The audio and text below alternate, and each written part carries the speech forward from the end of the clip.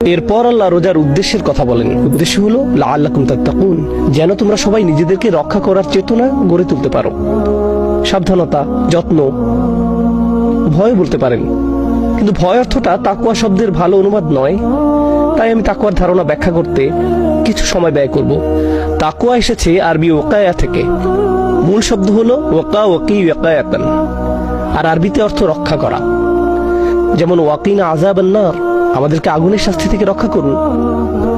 যখন নিজেকে রক্ষা করার কথা আসে, ইত্তাকা ইয়াত্তাকি ফাকাইফা তাত্তাকুনা ইন কাফারতুম ইয়াওমা ইয়াজআলুল ওয়ালদানা শিবা, কিভাবে আত্মরক্ষা করবে যদি তোমরা সেদিনকে অস্বীকার করো, যেদিন বালককে করে দিব বৃদ্ধ।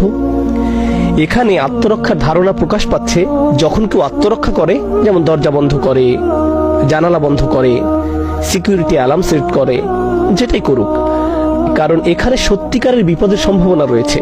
প্রতিরক্ষার সাথে বিপদের সম্পর্ক থাকার কারণেই ভয় অর্থ ব্যবহার করে।